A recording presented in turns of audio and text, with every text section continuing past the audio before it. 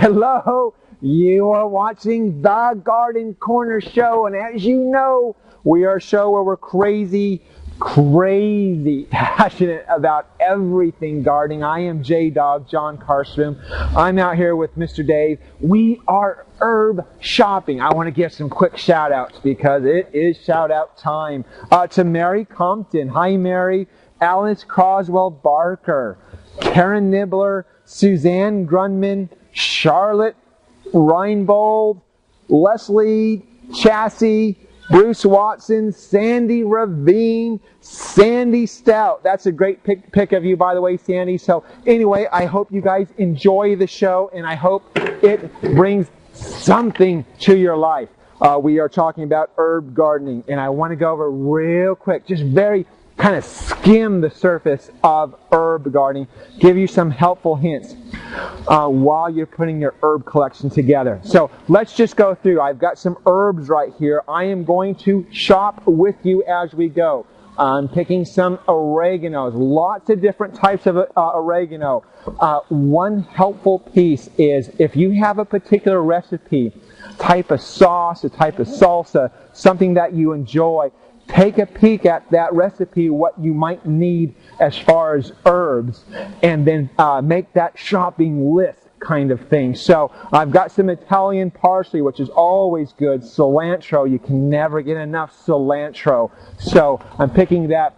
Now on types of rosemaries, when you get to the rosemary section, there's creeping rosemaries, there's upright rosemaries, there's kind of a landscape rosemary. Read the tag on those guys, because some of them are, now rosemaries are always fairly good for culinary, but some are better than others. This one here is a Salem rose, or Mrs. Howard's rosemary, which is a great one for creeping and for culinary. When you get to the thymes are a funny plant, a funny herb, because there's a lot of them that are ornamental. The lime thyme, the oregano thyme, caraway thyme. Caraway sometimes can be used for cooking. English wedgewood is a great thyme and then also just the straight English thyme, great for cooking. So keep an eye out. Now, if you're going to do mints in your container, one big thing if you're doing herbs is to put it in a container that's close by the cooking area, so close by the kitchen sometimes. So make it into a pot that's accessible where you want it. It makes it, you tend to use your herbs more often. So on your mints, watch out. They really go to town. So if you put that in a container, expect it to take over by the end of this season. I'm going to switch one of the oreganos here for a chive, because I think chives are always good for cooking. Let's plant these guys up real quick, because I want to show you some hints on how planting up a container of herbs. Let's go right over here. So I'm at the planting bar. Let me grab some soil, and we're going to do this real quick. You know what? I feel like this is almost like a cooking show, except it's gardening rapid style.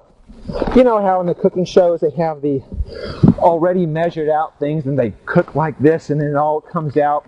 We're not that good, but it's kind of feeling like that today. So I'm putting down the garden in bloom, of course. Now this is herb. This is something we're going to eat. I like a little bit more organic. So now we chose the container. Always go big. I say that. But also keep in mind the container that's accessible and some sunshine. I am going to go ahead and start planting. And on this container, I'm going to go 2 and 2 and 2 and 2. Here is your helpful hint. So we're going to plant that. I'm going to leave a little space here, and we're going to plant the chives right here. And let me take this out of this. Look at that, just going to town there. So I'm going to plant this guy up. Let's take some of the cilantro, plant this up here. Let me get this going. And so you notice I'm kind of going odds and ends. So I'm just going to plant this one right here.